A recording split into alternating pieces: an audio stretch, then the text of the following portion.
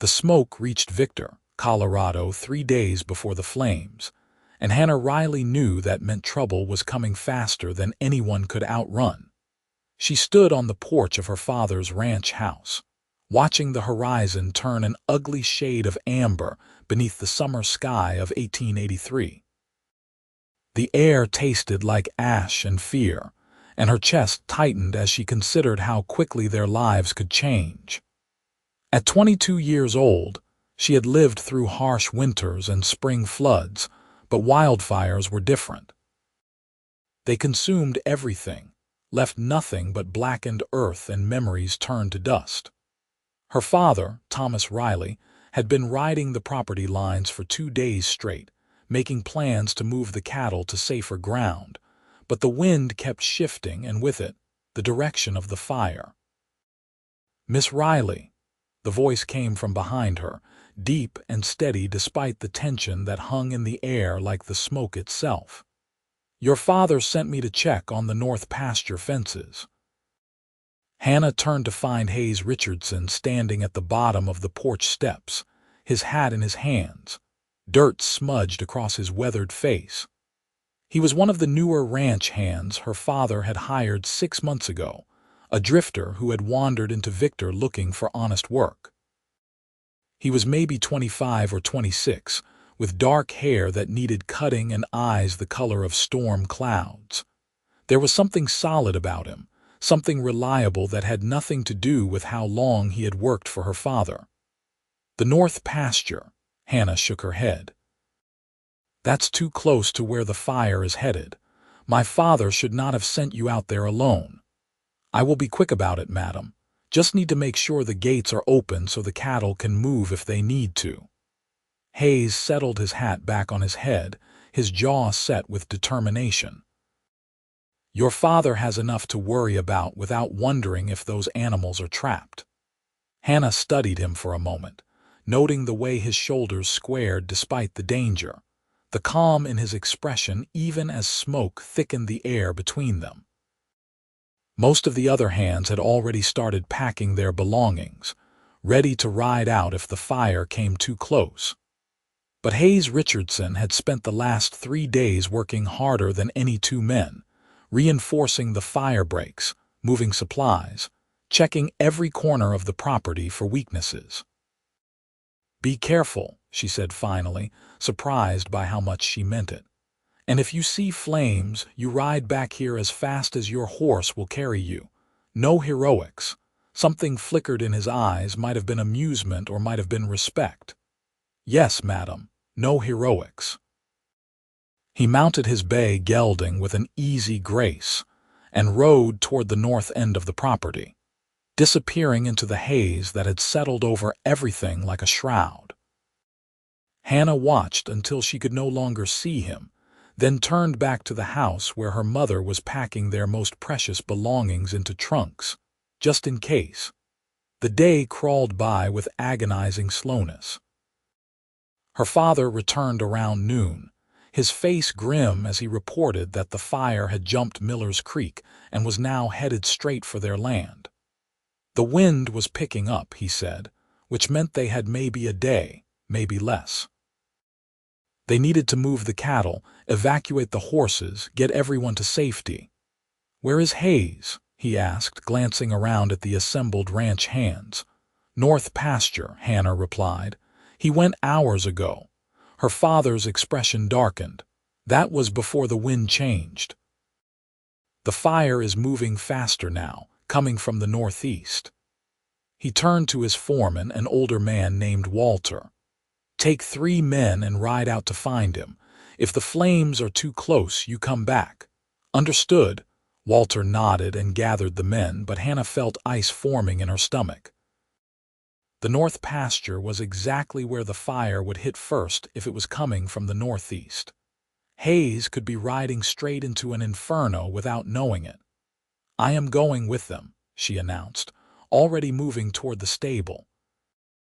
"Like hell you are," her father said, but Hannah was already saddling her mare, her hands moving with practiced efficiency. "He is out there because you sent him, and he does not know the fire has changed direction. Every minute we argue is a minute he has less to get clear. She swung into the saddle, her riding skirt settling around her legs. I know that property better than any of these men. I know every trail, every creek bed, every place where someone might take shelter. Her father looked like he wanted to argue further, but her mother appeared in the stable doorway, her face pale but composed. Let her go, Thomas. She is right, and you know it. Thomas Riley's jaw worked for a moment before he gave a sharp nod. Stay with Walter. If he says you turn back, you turn back. No arguments. Hannah did not waste time responding. She urged her mare forward, joining Walter and the other men as they rode out toward the north pasture. The smoke grew thicker as they traveled, making her eyes water and her throat burn. She tied her handkerchief over her nose and mouth, but it did little to help. The world had taken on a strange, muted quality, sounds dampened by the smoke, visibility reduced to maybe 50 yards at best. They found Hayes's horse first, standing near a fence line with its reins dangling. The gelding was nervous, dancing in place, white showing around its eyes. Walter caught the reins and examined the animal. No injuries, he announced. Looks like Hayes dismounted deliberately, did not get thrown. Then where is he? One of the other hands asked, his voice tight with worry. Hannah was already scanning the area, her heart pounding.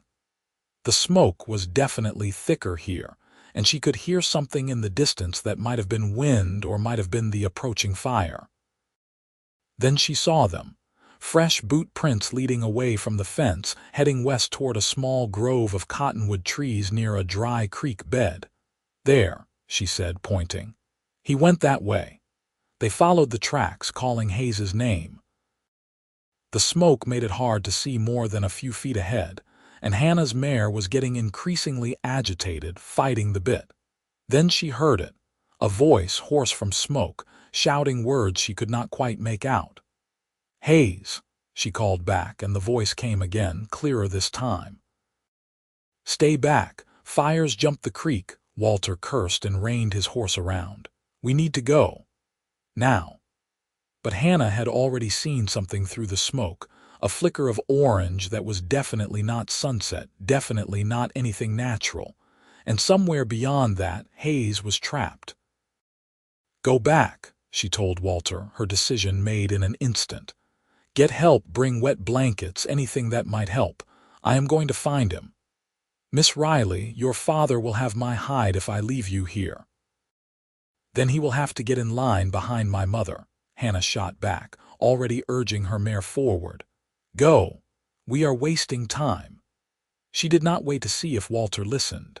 She wrapped the reins around her hand and pushed through the smoke, following the sound of Hayes's voice. The heat was building now, pressing against her skin like a physical thing. She could see flames through the trees, hungry and fast, consuming everything in their path. Hayes, she called again, and this time she saw him, stumbling through the smoke near the creek bed. He was pulling something, dragging it, and as she got closer she realized it was a calf, one of their young steers that must have gotten separated from the herd. He looked up as she approached, his eyes widening in shock. What the hell are you doing here? I told you to stay back.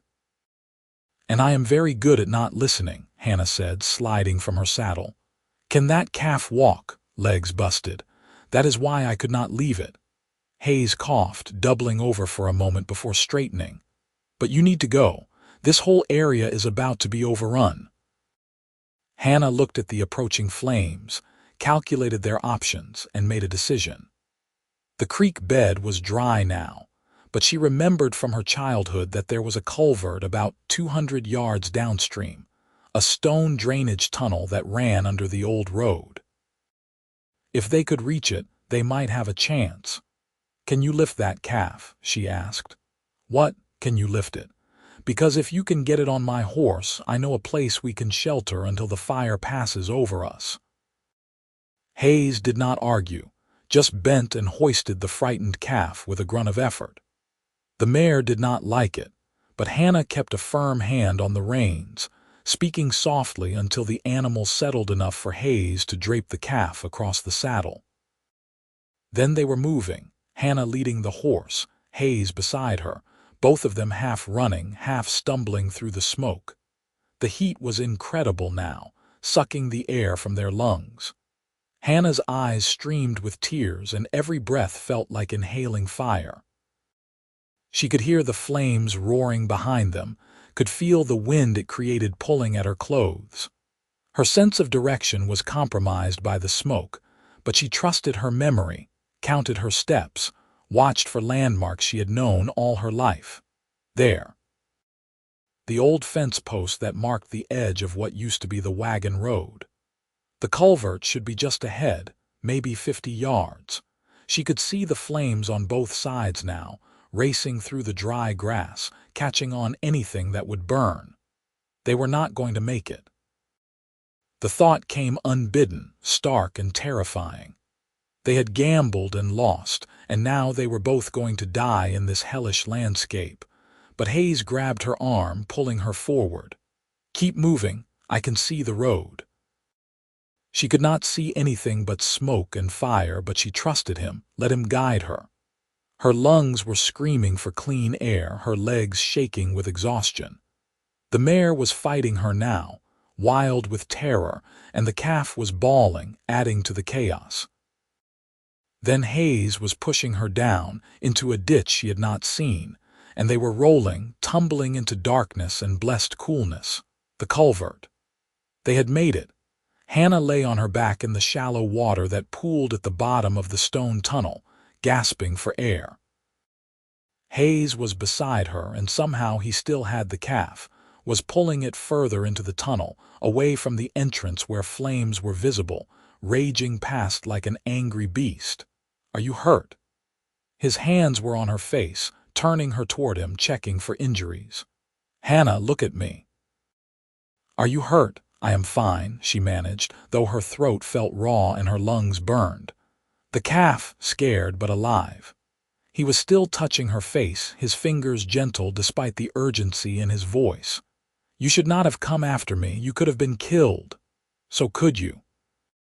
Hannah sat up slowly, assessing their situation. The culvert was maybe 4 feet high and 6 feet wide, running under the old road for perhaps 30 yards. Water trickled along the bottom, not much, but enough to keep the stone cool. Outside, the world was fire and fury, but in here they were safe. For now.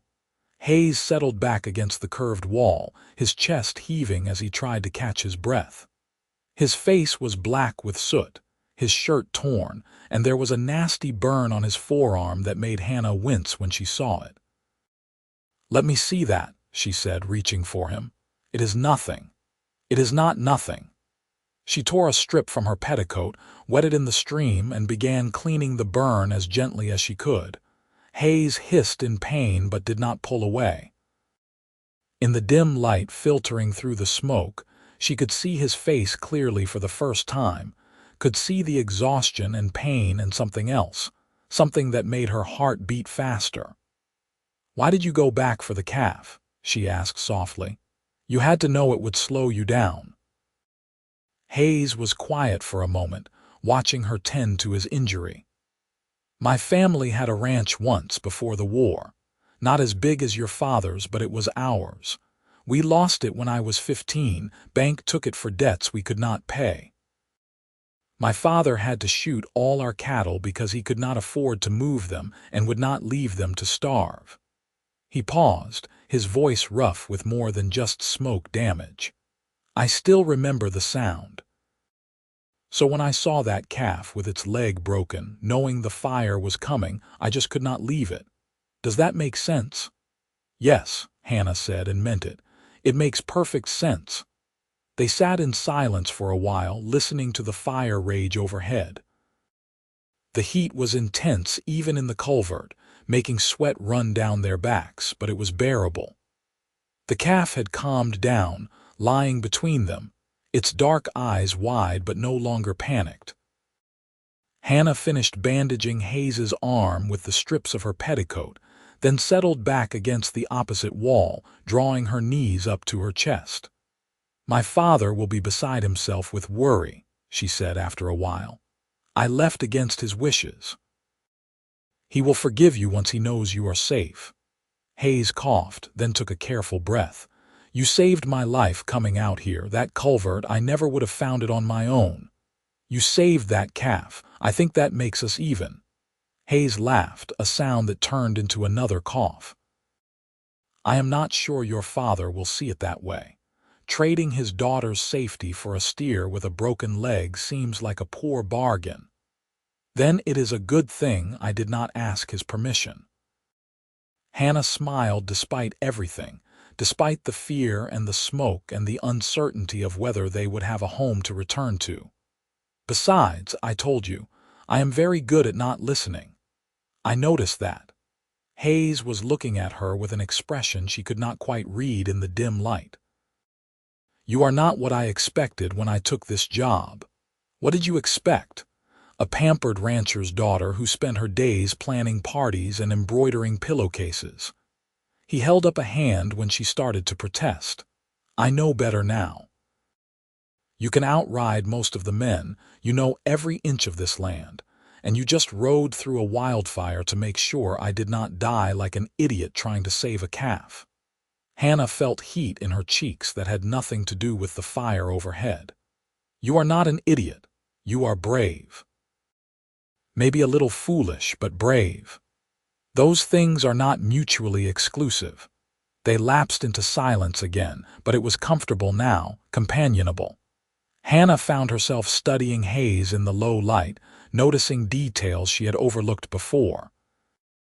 The strong line of his jaw, the laugh lines around his eyes that suggested he had seen better days than these.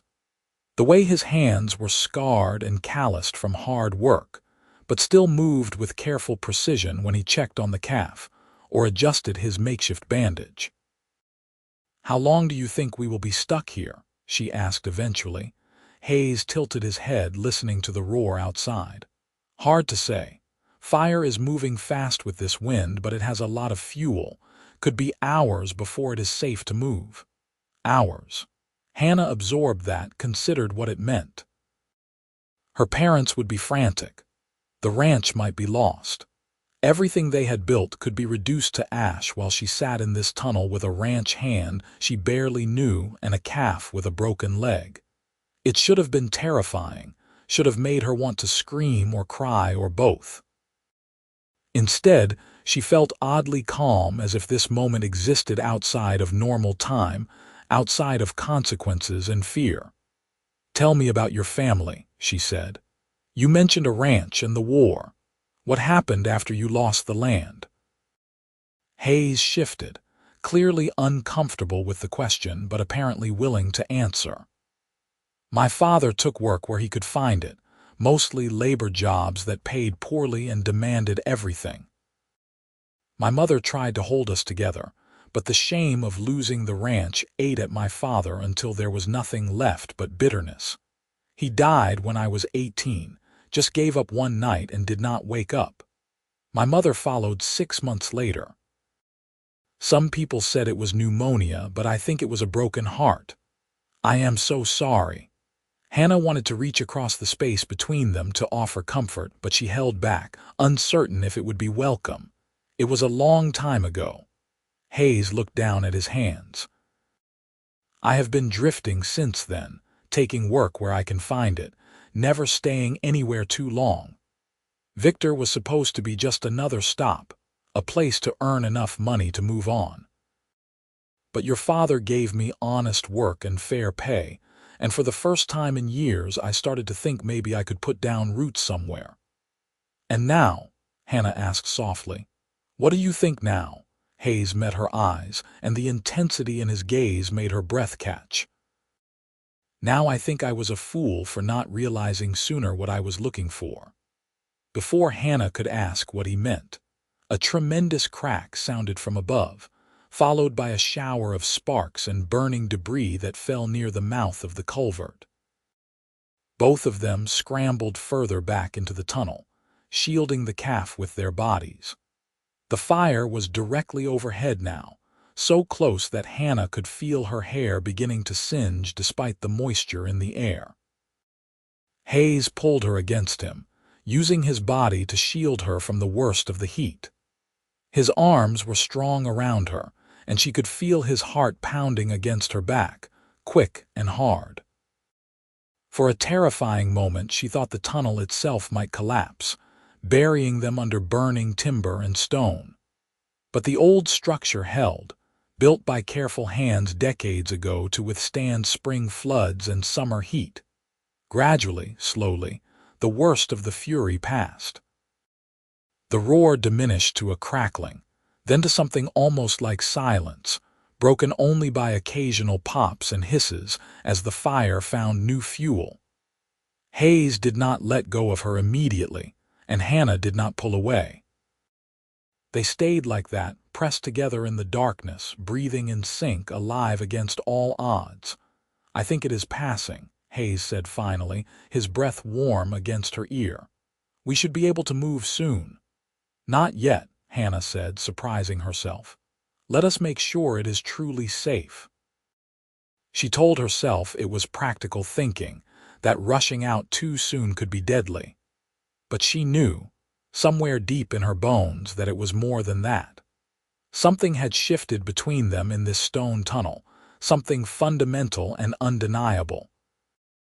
She had spent the last 6 months being politely distant from Hayes Richardson, treating him as just another ranch hand, someone beneath her notice, despite the way her eyes always seemed to find him when he worked in the yard or rode out with the other men. Now, pressed against him in the darkness, his arms around her and their lives dependent on each other, that distance seemed not just foolish but impossible. She knew the steady rhythm of his breathing, the warmth of his skin, the way his muscles tensed and released as he moved. She knew his story, his pain, his surprising capacity for compassion even in the face of danger. And she knew, with a certainty that should have frightened her but did not, that she wanted to know everything else there was to know about him. "Hannah," he said, and her name on his lips sounded like a prayer and a question all at once. She turned in his arms, ignoring the awkwardness of the confined space, until she could see his face. His eyes were dark in the dim light, searching hers for something she was more than willing to give. "I am glad you came to Victor," she said. "I am glad my father hired you, and I am glad you were foolish enough to try to save a calf in the middle of a wildfire." Hayes smiled, and it transformed his entire face, made him look younger and lighter despite the soot and exhaustion. "I am glad you were foolish enough to come after me." Then he was kissing her, or she was kissing him, and it did not matter who moved first because they met in the middle, desperate and gentle and perfect. His lips were warm despite the smoke and ash, his hands careful as they cupped her face. Hannah had been kissed before, awkward fumbling attempts by boys at church socials, but this was different. This was a promise and a beginning and a recognition of something that had been building between them for months without either of them fully acknowledging it. When they finally broke apart, both breathing hard, Hayes rested his forehead against hers. "Your father is definitely going to shoot me now." Hannah laughed, surprising herself with the sound. "Probably, but I will stand between you and his rifle, so you should be safe enough." "My hero," Hayes said, and kissed her again, softer this time, sweeter. They stayed in the culvert for another hour, until the sounds of the fire had faded to nothing but distant crackles and the occasional crash of a falling tree. When Hayes finally deemed it safe enough to investigate, he climbed out first, then reached back to help Hannah up. The world beyond the tunnel was transformed, unrecognizable. What had been grassland and scattered trees was now a blackened wasteland, still smoking in places, the ground hot enough that they had to step carefully.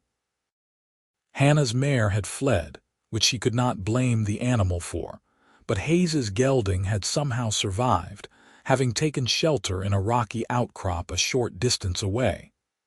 The horse was singed and scared, but otherwise unharmed. Hayes lifted the calf carefully, and Hannah helped him secure the animal across the saddle again, this time with strips torn from Hayes's already ruined shirt. Then they began walking, Hayes leading the horse, Hannah beside him, both of them filthy and exhausted but alive. The smoke was starting to clear as evening approached, and in the distance Hannah could see lights that might have been the ranch buildings. Her heart clenched. Were those fires still burning, or lanterns hung by her father as he searched for survivors? As they got closer, she realized with relief that the ranch house was still standing. The outbuildings were intact too, though she could see evidence of fire breaks that had been hastily dug and trenches that had been filled with water. Her father must have rallied every available person to save the property, and somehow, miraculously, it had worked. Figures were moving in the yard, dark shapes against the lantern light. Then someone shouted, and suddenly people were running toward them. Her father reached them first, his face a mask of relief and fury and fear all mixed together. "Hannah Marie Riley, you are going to be the death of me," he said, pulling her into a crushing embrace that lifted her feet off the ground. "Do not ever, ever do anything that's stupid again." "I am sorry, Papa," she said, her voice muffled against his shoulder. "But I could not let Hayes die out there, not when I could help." Her father set her down and turned to Hayes, and for a moment Hannah thought he might actually follow through on her joke about the rifle. But instead, Thomas Riley extended his hand, his expression serious. "You brought my daughter back safe," he said simply. "That makes you family as far as I am concerned. Thank you." Hayes shook his hand, looking slightly stunned. "She saved me, sir, multiple times." "You have raised an extraordinary daughter." "Do not I know it?" Thomas said gruffly, then noticed the calf still draped over the horse. "What in God's name?" "Long story," Hannah said quickly. "But the short version is Hayes risked his life for this animal, and I think that says everything you need to know about his character." Her mother arrived then, and there were more hugs, more tears, more expressions of relief and scolding mixed together. The other ranch hands gathered around, clapping Hayes on the shoulder, asking questions about the fire and how they had survived. Hannah found herself telling the story of the culvert, of the flames passing overhead, of waiting in the darkness until it was safe. She left out the kiss, but from the way Hayes kept looking at her, from the way his hand occasionally brushed against hers as if he could not help himself, she suspected people would figure out that something had changed between them. The doctor was summoned from town to check on Hayes's burns and their smoke-damaged lungs. He pronounced them both lucky to be alive and ordered rest and plenty of water. Hannah's mother fussed over her, drawing a bath, laying out clean clothes, insisting she eat something even though Hannah's throat was still raw from the smoke. But all Hannah could think about was Hayes, wondering if he was being cared for, if his burns were being properly treated, if he was thinking about her the way she was thinking about him. She found him later that night, sitting on the porch of the bunkhouse, his arm freshly bandaged, his face clean of soot but still exhausted. He stood when he saw her approaching, his expression uncertain. "You should be resting," he said. "So should you." Hannah climbed the steps and sat down on the bench, leaving room for him beside her. "I could not sleep. Keep seeing flames every time I close my eyes." Hayes sat down carefully, leaving a respectable distance between them. "I know what you mean. It will fade in time. The memories. Will it?" Hannah looked at him. "Or will we remember this day forever?" "I think I would like to remember parts of it," Hayes said quietly. "Not the fire, not the fear, but the part where I realized I had been a coward for 6 months. You, a coward. You just ran into a wildfire to save a calf." Not about the fire, about you. Hayes turned to face her fully. I have been watching you since the day I arrived, trying not to, telling myself it was inappropriate, that you were the rancher's daughter and I was just a drifter passing through. But every day I stayed, every conversation we had, every time I saw you ride out to check on the herds or help with the horses, or stand up to your father when you thought he was wrong about something, I fell a little more in love with you. And I was too much of a coward to say anything, because I thought you could never feel the same way about someone like me. Hannah's breath caught in her throat. Someone like you, a nobody. A drifter with no prospects, no family, nothing to offer but hard work and a battered heart that has been kicked around by life one too many times. Hayes looked down at his hands. You deserve so much better than that. Stop, Hannah said firmly. She reached out and took his hand, lacing her fingers through his. You listen to me, Hayes Richardson. You are not a nobody. You are brave and kind and loyal. You risked your life for an animal that most people would not have looked twice at. You built something from nothing, survived things that would have broken lesser men. And you make me feel, for the first time in my life, like I am seen. Not just as Thomas Riley's daughter, not as a responsibility or a bargaining chip for a good marriage, but as myself. Just Hannah. And that is worth more than all the prospects and family connections in the world. Hayes stared at her, his eyes bright with emotion. I am not good with words, not like I should be for a moment like this. But I need you to know that I am in love with you, and I will spend every day for the rest of my life proving that I am worthy of that gift you just gave me. You do not have to prove anything, Hannah said, moving closer until their shoulders touched. You just have to stay. No more drifting. No more thinking about moving on to the next town. You stay here with me and we build something together. What do you say? I say yes, Hayes said and kissed her again, there on the bunkhouse porch with the smell of smoke still hanging in the air and the stars beginning to appear through the haze. I say yes to everything. The next weeks were a whirlwind of activity. The fire had destroyed thousands of acres across 3 counties, but Victor had been mostly spared, thanks to the wind changing at the last moment and the heroic efforts of the townspeople.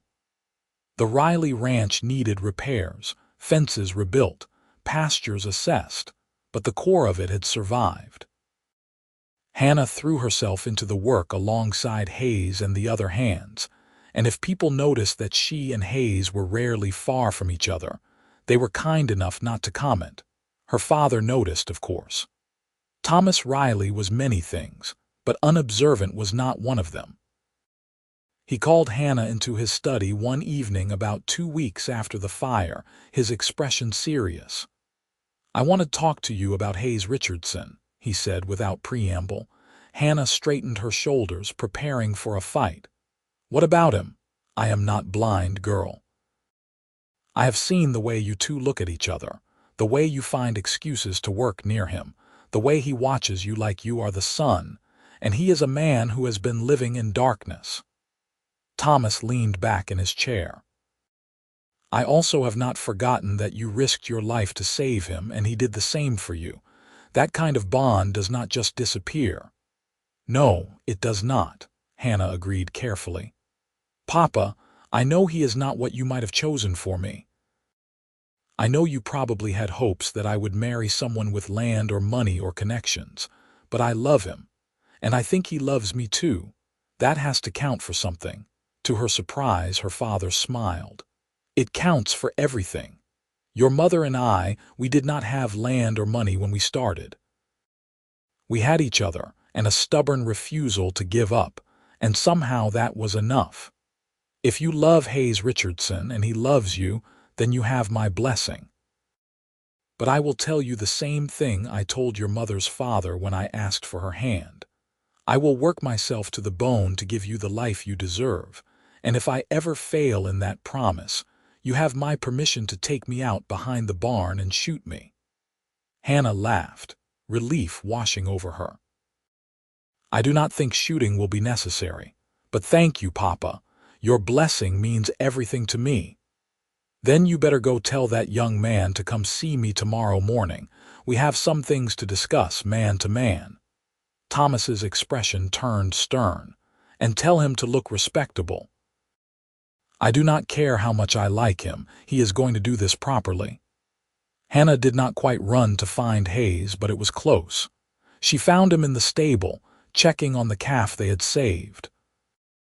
The animal's leg had been splinted by the doctor, and while it would likely never be fit for beef, it could live out its days as a pet or breeding stock. Hayes had taken to visiting it every evening, bringing treats, making sure it was comfortable. You are going to spoil that animal, Hannah said, leaning against the stall door. Hayes looked up, his face brightening when he saw her. After what we went through together, I figure it deserves a little spoiling. Besides, I have been thinking. If your father agrees to let me stay on permanently, maybe even give me a small plot of land to work, this calf could be the start of my own herd. Nothing big, just something to build on. About my father, Hannah said, unable to keep the smile from her face. He wants to see you tomorrow morning. He says you need to look respectable and do things properly. It took Hayes a moment to process what she was saying. When understanding dawned, his expression was almost comical in its mixture of joy and terror. He is going to let me ask for your hand, he said. He is giving us his blessing. The rest is up to you. Hannah moved closer, running her hand down the calf's nose. Of course, if you have changed your mind, if this is all moving too fast, no, Hayes said quickly, catching her hand. No, this is not too fast. If anything, I feel like I have been waiting my whole life for this for you. I just want to make sure you are certain. Once we do this, once we make it official, I am not going anywhere. You will be stuck with me.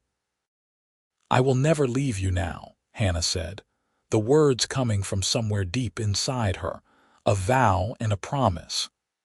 Not after everything we have been through, not after you showed me what it means to be brave and kind and true. You are mine, Hayes Richardson, and I am yours, and that is all there is to it. Hayes pulled her into his arms, and they stood like that for a long time, in the quiet stable with the horses shifting in their stalls and the calf nuzzling at their legs. Outside, the sun was setting over the burned landscape, but already Hannah could see hints of green grass beginning to return, life asserting itself despite the destruction. It seemed like a metaphor for everything they had been through, everything they still had to face. The meeting with her father went better than Hayes had dared hope. Thomas Riley was stern but fair, laying out his expectations clearly. Hayes would continue to work as a ranch hand, but with increased responsibilities and increased pay. In 5 years, if he proved himself capable, Thomas would deed him a parcel of land on the edge of the property where Hayes could build his own home and start his own herd. It was more than fair. It was generous beyond anything Hayes had expected. I will not let you down, sir, he said, shaking Thomas's hand with perhaps more vigor than was strictly necessary. See that you do not, Thomas replied, but his eyes were warm. And Hayes, take care of my daughter. She is tougher than most men I know, but she has a tender heart beneath all that stubbornness. You hurt her, and blessing or no blessing, I will make you regret it. I understand, sir, and for what it is worth, I would expect nothing less. They were married 3 months later, in October of 1883, when the aspens turned gold on the mountainsides, and the air carried the first promise of winter. It was a simple ceremony in the church in Victor, with most of the town in attendance. Hannah wore her mother's wedding dress, altered to fit her taller frame, and carried wildflowers that had somehow managed to bloom in the burned areas, tiny purple asters that seemed determined to thrive despite everything.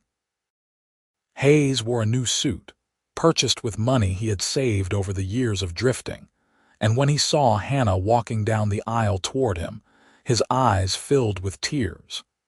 She was the most beautiful thing he had ever seen, more precious than any dream he had allowed himself to have. And she was choosing him, Hayes Richardson, the drifter with nothing but hard work and hope to offer. The vows were traditional, but when it came time for Hayes to slip the ring on her finger, he added something of his own. "I promise to love you through fire and smoke, through every disaster that comes our way, for as long as I draw breath." Hannah smiled through her own tears. "I promise to stand beside you, to never leave you, to build a life with you that is worthy of the courage it took to find each other." The reception was held at the ranch, tables set up in the yard, food provided by half the county. There was music and dancing and laughter, and for a few hours, everyone forgot about the fire and the damage and the fear. They celebrated instead the simple fact of love, of two people finding each other against impossible odds. As the sun set and the party continued around them, Hayes pulled Hannah away from the crowd, leading her to the porch where they had sat that night after the fire. The calf, now nearly full-grown and still following Hayes around like a devoted dog, trailed after them. "I have something for you," Hayes said, reaching into his jacket pocket. He pulled out a small bundle wrapped in cloth and handed it to her. "It is not much, but I wanted you to have it." Hannah unwrapped the bundle carefully and found a carved wooden box, the lid decorated with an intricate pattern of flames and flowers intertwined. She opened it and discovered a lock of dark hair tied with a ribbon, and a small, fire-blackened stone. "The hair is from my horse's mane," Hayes explained, suddenly shy. "The one that carried us both that day, and the stone is from the culvert where we sheltered. I went back a few weeks ago and collected it. I thought, maybe we could save these things, so years from now we could look at them and remember how we started, how we survived something terrible and found something beautiful on the other side." Hannah felt tears threatening again, but these were happy tears, grateful tears. "It is perfect." "Thank you." She kissed him then, there on the porch with their guests celebrating behind them and their whole lives stretching out ahead. And as she pulled back, she caught sight of her father watching them from the doorway, his expression soft with approval and love. "Are you happy?"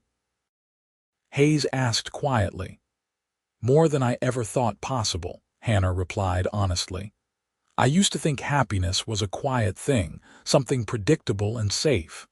But it is wild and fierce and probably a little bit dangerous, and I would not change a single moment of it. Not even the part where we almost died in a fire, especially not that part," Hannah said firmly, "because it brought us here. To this moment, this life, this future we get to build together. The years that followed were not easy, but they were good."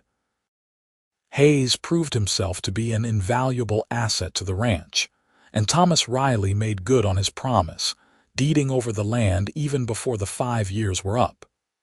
Hayes and Hannah built their house together, literally, with Hayes doing the carpentry and Hannah mixing the mortar. It was small but sturdy, with a porch that faced the mountains and a bedroom that caught the morning sun. They had their first child, a boy they named Thomas after Hannah's father, in the summer of 1885. He had Hayes's dark hair and Hannah's determination, and from the moment he could walk he was following his father around the ranch, imitating everything Hayes did. Their second child, a daughter named Sarah, arrived 2 years later, with her mother's auburn hair and her father's quiet intensity.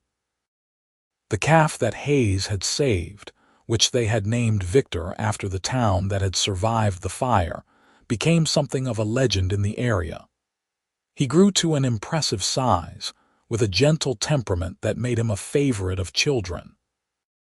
Hannah would sometimes catch Hayes in the pasture, talking to the old bull like a friend, and she would smile, remembering the desperate young ranch hand who had risked everything for a frightened animal. In 1890, Hayes's herd had grown large enough that he was able to sell cattle at market for the first time, making a profit that he immediately invested back into the land and stock. Hannah helped him every step of the way, her knowledge of ranching and her head for numbers proving invaluable. They were partners in every sense of the word, making decisions together, supporting each other through droughts and harsh winters, and all the challenges that came with trying to make a living from the land. Thomas Riley died peacefully in his sleep in 1893, having lived just long enough to meet his third grandchild, a boy named Henry. Hannah grieved deeply, but she was comforted by the fact that her father had seen her happy, had seen the life she had built with Hayes, and had approved. At the funeral, Hayes held her hand tightly, and later that night he held her while she cried, offering the quiet strength that had first made her love him. Her mother followed her father 3 years later, and the main ranch passed to Hannah as the only child. She and Hayes merged their property with her father's holdings, creating one of the largest ranches in the region. But they never forgot where they had started, never took for granted the second chance that fire had given them. On their 10th anniversary, Hayes took Hannah back to the culvert. It was the first time either of them had returned since that terrible day, and Hannah was not sure what to expect. The land had recovered remarkably well, the grass thick and green, wildflowers blooming in profusion. The culvert itself was unchanged, still solid, still standing as a testament to the skill of its builders. They climbed down into it, and Hayes produced a bottle of wine and 2 glasses from his saddle bag. "I thought we should celebrate properly," he said, pouring the wine. 10 years ago today, I married the bravest, most beautiful, most stubborn woman in Colorado. Best decision I ever made." "Second best," Hannah corrected, clinking her glass against his. "The best decision you made was going back for that calf, even though it was foolish and dangerous and could have gotten you killed." "True," Hayes agreed, "but it brought you running to save me, so I will stand by that decision." They drank the wine and talked about their children, their plans for the ranch, the way their lives had unfolded in ways neither of them could have predicted. And when the sun began to set, painting the sky in shades of gold and orange that reminded them both of fire but no longer frightened them, Hayes pulled Hannah close. "I love you," he said simply. "I know I tell you every day, but I want to say it here in this place where we became us. I love you, Hannah Richardson, and I will never stop being grateful that you rode through fire to find me." "I love you too," Hannah replied, resting her head on his shoulder. "And I meant what I said on our wedding day. I will never leave you, not now, not ever." They stayed in the culvert until the stars came out, the same stars that had watched over them that terrible night 10 years before. But now there was no fear, no smoke, no uncertainty about the future. There was only love, solid and enduring as the stone walls that surrounded them, fierce and bright as the fire that had forged them. The years continued to pass, each one bringing its own joys and challenges. Their children grew strong and healthy, learning to love the land the way their parents did. Thomas became a skilled horseman and took over much of the day-to-day running of the ranch. Sarah proved to have her mother's head for business and began handling the books and negotiations with buyers. Henry, the youngest, surprised everyone by showing an interest in breeding, developing a line of cattle that was particularly suited to the Colorado climate. Hayes's hair turned gray at the temples, then silver, but his eyes remained sharp and his back stayed straight. He never lost his habit of checking on the animals personally, never delegated the work that mattered most. Hannah aged beside him, her auburn hair fading to a soft rust color, her face lined with years of sun and wind and laughter. They grew old together the way they had promised, side by side, facing each challenge as partners. On their 30th anniversary, their children and grandchildren gathered at the ranch for a celebration. There were 8 grandchildren by then, ranging from toddlers to teenagers, and the house was full of noise and chaos and love. Hannah stood on the porch, watching Hayes play with the youngest ones, and felt a contentment so deep it was almost overwhelming. Her oldest son, Thomas, came to stand beside her, following her gaze. "You and Pa, you have something special. I hope Mary and I can have half of what you two have built." "It is not about luck, son," Hannah said, patting his arm. "It is about choosing each other every single day, even when it is hard. Especially when it is hard. Your father and I, we have had our share of difficulties, times when money was tight or the weather was cruel, or we just plain disagreed about something important.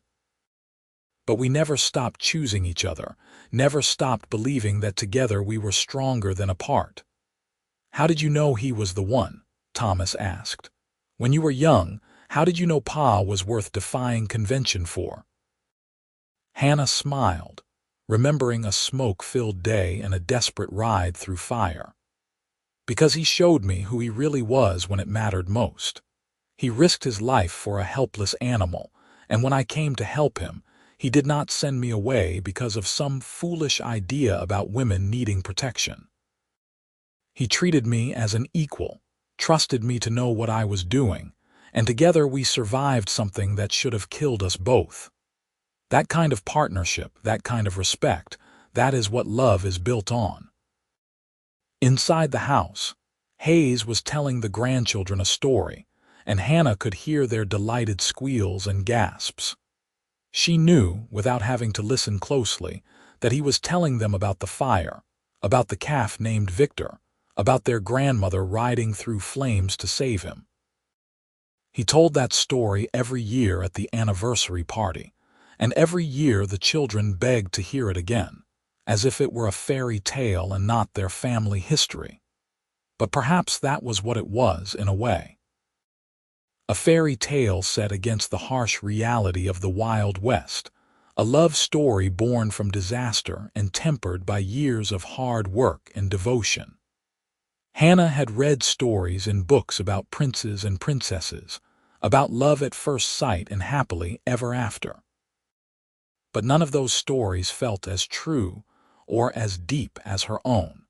None of them captured the reality of what it meant to build a life with someone through decades of ordinary days and extraordinary challenges.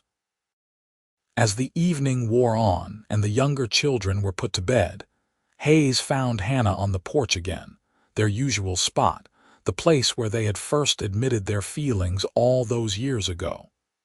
He settled beside her with a comfortable familiarity, taking her hand in his. 30 years, he said wonderingly. Sometimes it feels like it has been forever, and sometimes it feels like just yesterday that I was a foolish ranch hand trying to save a calf in the middle of a wildfire. You were never foolish, Hannah corrected gently. Brave, perhaps a bit reckless, but never foolish. Well, I was foolish about one thing, Hayes said, turning to face her. I was a fool for waiting 6 months to tell you how I felt. I should have said something the first week I arrived, the first time I saw you riding out to check the herds with your hair flying behind you and your eyes bright with joy. I should have known then that I was looking at my future. If you had said something that first week, I probably would have laughed at you, Hannah admitted. I was not ready then. I had not yet learned to see past the surface to recognize what really mattered. The fire, as terrible as it was, gave me that. It stripped away all the pretense and showed me what you were really made of. Then I suppose I should be grateful to that fire, Hayes said. Strange thing to be grateful for, nearly dying, but if that is what it took to win your heart, I would do it all again tomorrow. Let us hope you do not have to, Hannah said, leaning against him. I am quite fond of you in one piece, thank you very much." They sat in comfortable silence, watching the stars come out over the mountains. From inside the house, they could hear their children talking and laughing, the sounds of a family gathered together in love and celebration. This was what they had built, this legacy of love and hard work and perseverance. It was not perfect, but it was theirs, earned through years of choosing each other, of standing together through every challenge. Hayes lived to see all his grandchildren grown, to watch the ranch continue to thrive under the capable management of his children. He passed quietly in the winter of 1915, sitting in his favorite chair on the porch, looking out at the land he had helped to build. Hannah was beside him, as she had been for over 30 years, holding his hand as his breathing slowed and finally stopped.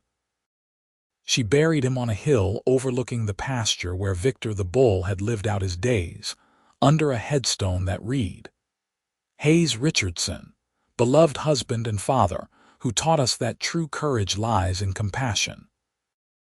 Hannah lived 5 more years, spending her time with her children and grandchildren, making sure the ranch would continue to prosper for generations to come. She never remarried, never even considered it. Hayes had been her one great love, the person who had shown her what it meant to be truly seen and valued, and she had no desire to try to replace that. On quiet evenings, she would sit on the porch and look out at the land they had built together, and she would remember a young cowboy risking everything for a helpless animal, remember riding through smoke and fire to save him, remember the way he had kissed her in a stone culvert while the world burned around them. Those memories never faded, never lost their power to make her smile or bring tears to her eyes. She died peacefully in her sleep in the spring of 1920, and her children buried her beside Hayes, under the open sky they had both loved so much. The ranch continued, passed down through the generations, and with it, the story of the fire and the cowboy and the rancher's daughter who had loved each other with a fierceness that even decades could not diminish. Years later, couples would visit the old culvert, now something of a local landmark, and toast to Hannah and Hayes Richardson, whose love story had become legend. The stone walls still stood strong, testament to the craftsmen who had built them and the 2 people who had sheltered within them on a terrible day. And if you visited on a clear night, when the stars were bright and the wind was still, you could almost imagine you heard laughter, and the soft murmur of voices speaking words of love that would echo through time itself. The story of Hannah and Hayes became one that mothers told daughters and fathers told sons, a reminder that true love was not gentle or easy or simple. It was fierce and brave and built through conscious choice, through standing together when it would be easier to run, through seeing each other clearly and choosing to stay anyway. It was riding through fire when someone you loved was in danger, and it was the words spoken in darkness that became promises kept for a lifetime. And in the end, it was proof that sometimes the wildest fires do not destroy everything. Sometimes they burn away what is false and leave behind what is true, what is essential, what is worth building a life upon. Hannah and Hayes had found that truth together, and they had held on to it through decades of ordinary days and extraordinary challenges, creating a legacy that would outlive them both. Their great-great-grandchildren still worked the land in Victor, Colorado, still told the story of the fire and the rescue and the love that grew from ashes. The culvert still stood, and every anniversary, the family would gather there to remember the courage of their ancestors, to toast to a love that had defied the odds and created something beautiful from disaster. That was the real legacy of Hannah and Hayes Richardson. Not just the land or the cattle or the prosperity they had built, but the example they had set. They had shown generations of their family what it meant to love truly, to stand by your promises, to choose each other every single day no matter what challenges arose. They had proven that the words spoken in the heat of crisis were not just words but vows, and that those vows, once made, could last beyond death itself. "I will never leave you now," Hannah had said, and she had meant it. And Hayes had stayed, building a life beside her that was worth the fire they had survived to find it. That was the story, simple and true and powerful enough to echo across more than a century, inspiring everyone who heard it to believe that real love, the kind that lasts, was not just possible but worth fighting for, worth riding through flames to protect, worth everything they had to give.